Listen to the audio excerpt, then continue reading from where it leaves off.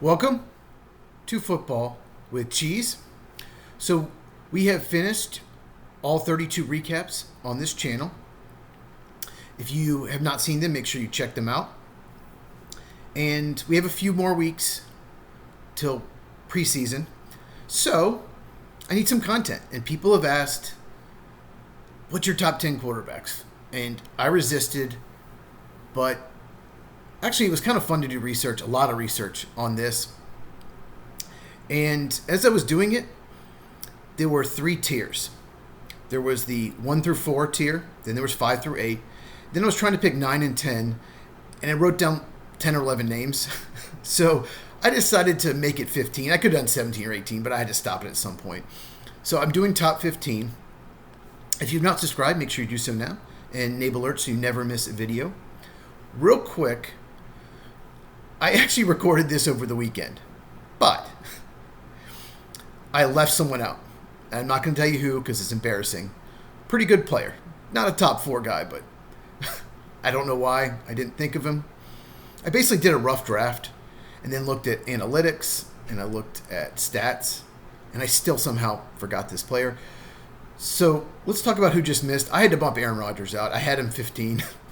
With his age and his play dropped off some, he had a better season than most people give him credit for, but I bumped Aaron Rodgers out.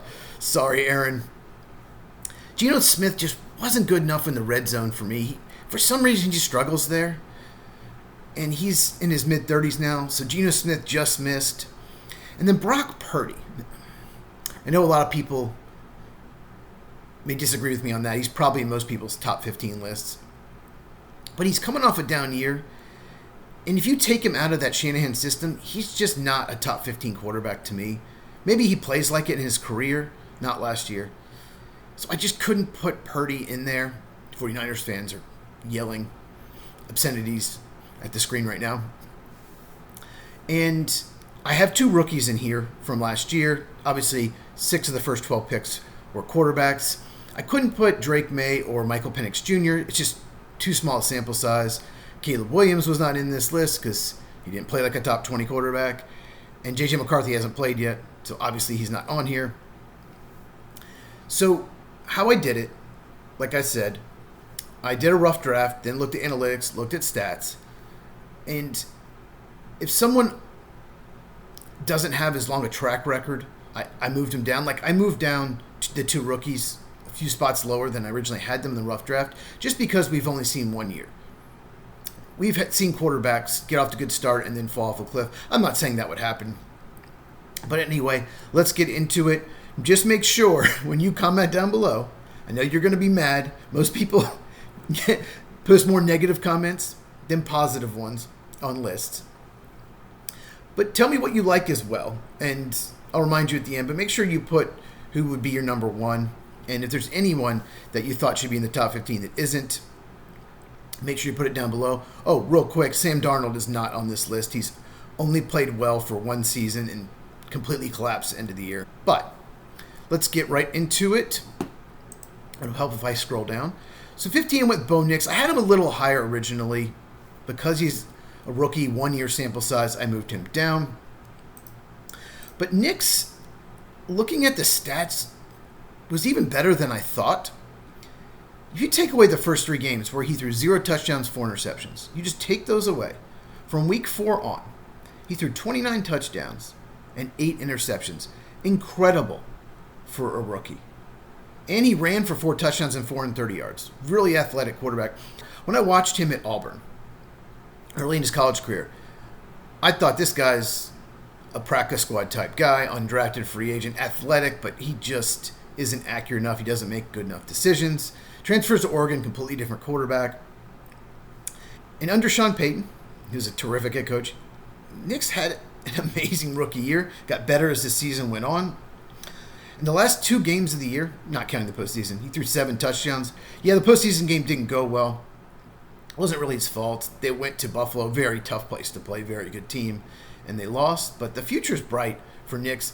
There's a very good chance he's in the top 10 next year. Because he's a rookie, it was only 1 year, I had him 15th. Number 14, I'm going to go with Kyler Murray from Arizona Cardinals. I think people kind of forgot how good he was. He's had knee issues the last few years. But his first 3 years in the league, his numbers were outstanding. And he's such a dual threat. When I do this list, if somebody's really mobile or runs for a lot of yards, I did bump them up a little. But he ran for 572 yards, 5 touchdowns, threw 21 touchdowns. And Murray played well as the season went on. He played well down the stretch. He should be 100% this year. I think he could end up in the top 10 next year, just like Nix, if he has a monster year. It's just tough. There's a lot of really good quarterbacks in the league. It would have been tough 3 or 4 years ago to even find 15 guys that I really liked. There were 17 or 18 this year. Number 13, we're going to go with Jared Goff for the Lions. So why was he not higher? I know a lot of people are probably going to have him in the top 10. And here's why. If you look at Goff, he is one of the best quarterbacks in the NFL, MVP numbers, except for 3 or 4 games every year, and he's terrible. Just really bad. Against the Texans, he threw 5 interceptions. Somehow they still won. In the playoffs against Washington, 3 interceptions. He was terrible in that game. And I just don't understand it. Some games he's just awful. Against Buffalo at home, he threw for 5 touchdowns and 494 yards. They actually lost. He was outstanding. But some games he just stinks. That is why he's not top 10. He would have been borderline 5 or 6 if you take away those games, for sure. But you can't. And he didn't play well in the postseason. That is a big factor that you'll see in some of the other guys. If the Lions can just fix that, they'd probably win the Super Bowl. They have the best overall roster, in my opinion, in the NFL, especially if you take away the quarterback. They do. They have the fewest weaknesses of any team in the NFL. They just got to make sure Goff doesn't have that horrible game. And he did in the playoffs, right after a bye against Washington. They lost 45-31. So we'll see what happens with Goff this year. Number 12, I like Baker Mayfield a lot. I had him a little lower till I looked at, the stats and the analytics, moved him up. He would not have been in top 15 last year. The thing with Baker Mayfield is he had one really good year for Cleveland and then stunk after that. Was on the Rams and the Panthers. They gave up on him. And had a really good year for Tampa last year. And I'm thinking, okay, maybe it's just like Cleveland, just a one-off season. But he threw 41 touchdowns and 4,500 yards this past year. He was terrific. And he still played well after Chris Godwin got hurt. He did throw 16 interceptions. I believe that led the league. He's got to clean that up. If he didn't, he would be top 10 in this list. Ran into a real hot team in the playoffs. Washington lost at home. It wasn't his fault. He played fine. So Mayfield, he's a really good quarterback. Maybe not elite, but just looking at the stats and the analytics, he played really well the last 2 years. So definitely a top 15 quarterback. 11, Dak Prescott. I could not put him lower than this. I know some people are like, what? He didn't play well last year. We only played 8 games. Didn't look good. It's like every other year he's amazing and then has a down year. And he didn't have a good offensive line. 2 rookies on there last year. It should be improved this year. But if you look at 2019, 2021, 2023 odd years, this year will be an odd year, he was outstanding. He led the league in touchdown passes in 2023. Did people forget that? And they added George Pickens. You have George Pickens and CeeDee Lamb. What a duo. Both are terrific playmakers. So I think Dak's going to have a really good year. He's got to stay healthy. If the offensive line holds up, he will have an awesome year and will return to the top 10 if he does. Number 10, I'm going to go Jordan Love of the Green Bay Packers. Love played so well down the stretch in 2023. Looked like he was going to be a dark horse MVP candidate. Then he got hurt in week 1 against Philadelphia, and he was never the same. Played pretty well for the most part, especially with a terrible interior offensive line, especially at center. He was running backwards so many games because Josh Myers was just awful. And especially the Detroit and Minnesota game on the road for the Packers, those 2 games, they threw everything at Josh Myers. They have very good defensive coordinators. They knew how to scheme Green Bay, throwing stunts, blitzes at him. And Love was just torn off his back foot. His mechanics kind of broke down, so his numbers don't look good as the year before. Another reason is they really featured Josh Jacobs in the running game more than the year before. And then Love hurts his elbow against the Bears the last game of the year. They take him out precautionary, and he just wasn't right. If you watch the Eagles playoff game, he threw 3 interceptions. His elbow was just not right. He wasn't healthy. If he is healthy, I think he could have a huge year. He has the best receiving core he's had, especially when Christian Watson's back from injury, but they used their first and third round picks on wide receivers. So he's got weapons. So I think he's going to have a very good year. It's why I put him in the top 10. Real quick before we get to number 9. This is not the 15 best quarterbacks from last year. This is the best 15 quarterbacks right now going into the year. One of the reasons I didn't have Aaron Rodgers on this list is because he is a year older. So he would be on this list if I did best quarterbacks last year, if that makes sense. So number 9, he wouldn't be top 10 if we just did last year's stats.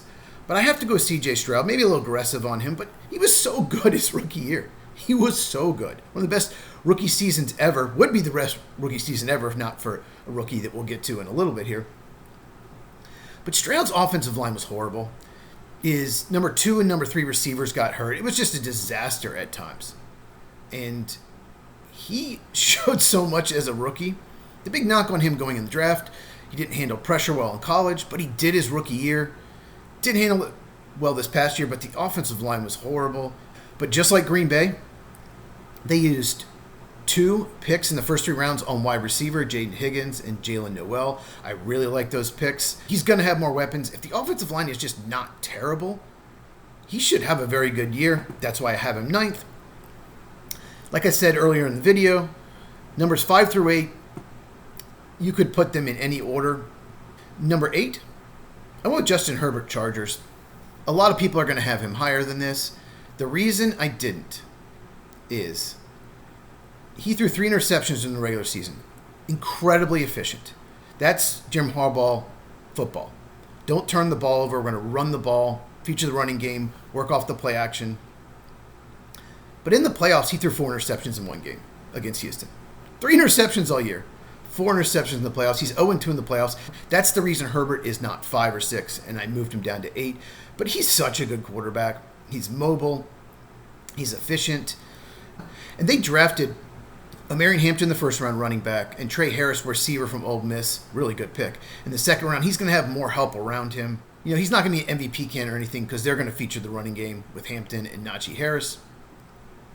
But Herbert's just a really good quarterback. He's just got to get over the hump in the postseason. Number 7, originally had him 5. Because it was only 1-year sample size, I went with Jaden Daniels of Washington. Best rookie season a quarterback's ever had. He is just an absolute beast. 25 touchdowns, only 9 interceptions for a rookie. You just don't see rookie seasons like this. And not only that, he played so well in the postseason. Ran into the Eagles in the NFC Championship game. It's not his fault that they lost, but he went into Detroit and just played amazing. The game that I knew that he was special was against Cincinnati. It was I think it was a Monday night game. It was a nationally televised game because it was night. He went into Cincinnati, and he was incredible in that game. He made some throws that maybe a handful of quarterbacks in the league can make, and I was like, wow, this guy's special. The Bears should have taken him number 1. I've mentioned this before. I'll mention it many times. I had Daniels ahead of Caleb Williams as my number 1 quarterback. I had Williams too. Just saying. Just want to point that out. Most people had Williams. Not everyone. But Jaden Daniels, he ran for 891 yards, threw for 3,500, 25 touchdowns, 9 picks, and 5 touchdowns, 1 interception in the postseason. Just, the sky's the limit. Washington has the next 4 years where Daniels is on his rookie contract. They'll have plenty of cap room. This should be their time. And Washington fans know this better than anyone. The last 20, 25 years have sucked. They had a horrible owner, horrible GMs. It's way better now with the new owner, with Adam Peters running things. So they should be one of the favorites to win the NFC the next 4 years, hands down. Number 6, I went with Jaylen Herz. Eagles, maybe a little aggressive on this, but he played so well against Washington in the NFC title game and against the Chiefs in the Super Bowl. He was Super Bowl MVP. His passing numbers don't look like a top 6 quarterback, but Hertz looked like a different player this year. The one thing I wanted to see with him is make fewer mistakes. He went from 15 interceptions to 5. He knocked 10 interceptions from the previous season, and he's such a threat to scramble. People forget that. Not even talking about the tush push. Against the Chiefs in the playoffs, ran for 72 yards and a touchdown, and against the Rams, 70 yards and a touchdown. He is such a dual threat, and like I said earlier, he was Super Bowl MVP. Probably a little aggressive with this, but the results matter. Now, number 5. Another guy that's won a Super Bowl in recent years, Matthew Stafford of the Rams. He's just so efficient at this point in his career.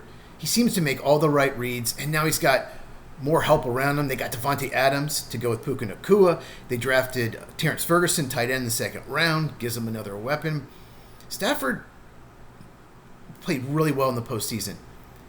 Both games, 2 touchdowns, no picks. In the snow game in Philadelphia, where they almost won. If they had double-teamed Jaylen Herz, they might have won, lost 28-22. He threw for 324 yards, 2 touchdowns, no picks. Like I said, in the snow. Yeah, he's probably 37, 38, something like that, toward the end of his career. But he's won a Super Bowl, and he's just really, really good. He's so reliable, and he's been so good in the postseason in his career. You just trust him, and that's why he's 5 and not 8. Okay, top 4. Before we get to those, once again, subscribe if you have not. Hit the bell for notification so you never miss a video. So, don't be mad if I put the top 4 in a different order than most people. I think almost everyone has the same top 4. But it's right now. It's not how well they've been the last 4 or 5 years. It's right now, going into the season, who do I think is the best 4? Number 4, I went Patrick Mahomes of the Chiefs. I know he's great. His scrambling ability, the way he can just flick his wrist. You've seen some of these plays. He'll run around for 7, 8 seconds and just see a guy open and just flick his wrist. His release is incredible. Probably the best release in NFL history. Not joking. Yes, better than Breeze, better than Rodgers. That good. Kind of reminds me of Brett Favre with fewer mistakes, actually. The way he's just able to move out of the pocket, create, and just zip it with that huge arm. The reason he's not in the top 3 is he just hasn't been very good stat-wise the last 2 years. He hasn't had Tyreek Hill. The offensive line hasn't been great. I get it. But 27 touchdowns, 14 receptions, 26 touchdowns, 11 receptions. I can't put a guy number 1 with that kind of production. He did win a Super Bowl 2 years ago and made a Super Bowl this past year. He's still incredible for all the reasons I said. One more thing I want to point out. I think maybe the big deciding factor why he was 4 and not 1, 2, or 3 was looks like he's put on weight. There's possible conditioning issues. So we'll see what happens with that. But he will eat you up in his zone. Because of his quick release, you can't really play zone. And you can't really play man against him because if you play man, your back's to the quarterback and he can scramble. So he's just so dangerous. Number 3, don't be mad, Bills fans, with Josh Allen. I know a lot of people are going to have him higher. Some people have him number 1. But I have him 3. And the main reason is the other 2 guys just had much better stats last year. He won the MVP last year. It's funny that he won it last year. He didn't put up as good a stats as numbers 1 or 2. But I get it. He had a better record than both those teams. And the Bills have had trouble getting over the hump. They've had trouble getting to the Super Bowl. But it's not because of Josh Allen. That play at the end of the game against the Chiefs, where he has 2 free rushers at him, he runs around for a few seconds. I don't know how he did it, and still gets off a ball that should have been caught by Dalton Kincaid. If he catches that, maybe they go on to win. Who knows? Not Josh Allen's fault. He's an incredible player. He's so mobile for his size. He's got a cannon arm. 531 yards, 12 touchdowns. That's rushing. 28 touchdowns, only 6 interceptions. That's the best part about him is he's cleaned up the mistakes. He threw more interceptions in previous years, and he doesn't have that clear number 1 receiver like most teams do. Bill's defense has just let them down in a lot of games. Can't give up 32 points in the postseason, but they went heavy defense in the draft, so it should be better. So Bills should be one of the favorites to win the Super Bowl, if not the favorite. Okay, so the top 2. They're both in the same division. They're both incredible. I went back and forth on this. Originally, I had Lamar Jackson number 1 on the rough draft, but I moved him to 2. Don't be mad, Ravens fans. 2 is still great, but yes, we have Lamar Jackson. He has won 2 MVPs. What's crazy is he threw 41 touchdowns, 4 interceptions, ran for 915 yards, 4 touchdowns. He had the best year of his career statistic-wise, made hardly any mistakes, and didn't win the MVP, probably because the Bills had a better record, and Josh Allen didn't have as many weapons around him as Lamar Jackson did. But Jackson's an absolute stud. He is an absolute beast. They did lose to Buffalo 27-25 in the playoffs at Buffalo. The main problem for the Ravens is they got off to an 0-2 start, so that really hurt them. That means they had to go on the road. Lamar Jackson, he's got such a pretty deep ball. Early in his career, he just wasn't as accurate. He's improved that. Like I said, almost 1,000 yards rushing. There's nothing he can't do. Just an incredible player, future Hall of Famer. And just like the Bills, the Ravens should be one of the favorites to win the Super Bowl. Really tough schedule. We'll see what happens. So number 1, I went with Joe Burrow. Okay? I just love Burrow. 43 touchdowns, 9 interceptions. I know he has Jamar Chase. I know he has T. Higgins, Mike Gesicki at tight end.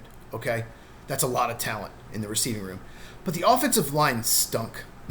When he only had 1 offensive lineman, it was even average last year. The rest of them were below average to bad. So he's doing it with a bad offensive line. He was finally healthy this year. They've never had a good offensive line since he was drafted. Remember they went to the Super Bowl against the Rams? Yes, he played amazing in the postseason. They couldn't block Aaron Donald. That's why they lost. They should have won that game. They double-teamed Aaron Donald and still couldn't block him. The offensive line was that bad, and they haven't fixed it. And the defense stunk. All of that. He still throws 43 touchdowns, 9 interceptions. They lost both Ravens games. I believe if the Bengals had won one more game, they would have made the playoffs. In those Ravens games, he lost in overtime, the first one, at home, at Baltimore by 1 point. He threw 5 touchdowns in the first game, 4 in the second. By the way, Lamar Jackson threw 4 in each. Those were epic games.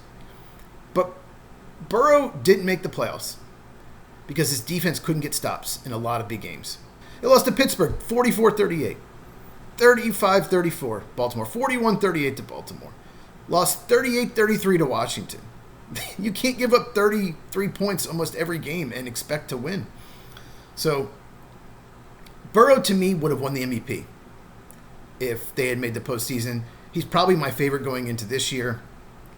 If the offensive line is just okay, if the defense is just even below average, they're going to be amazing. I think Burrow could throw for 5,000 yards and 50 touchdowns this year. He is that good. So, that is my top 15 quarterback list. Let me have it. Do so respectfully. Don't attack me personally. But who's your number 1? Do you like my top 4? Do you think that's the tier? Is there someone that you absolutely think should have been in the top 15 that I left out? If you have not, like I said, make sure you subscribe, hit the bell, share this with anyone who loves football as we continue to grow football with cheese. So, training camps are coming up, preseason games as well. If there's any type of video you want to see me do, let me know in the comments. Because, let's be honest, I need some material. There's just not much going on out there. Thank all of you, friends and family, for your support, my viewers. And make sure you check these out, of course, if you have not. And I will see you in the next video.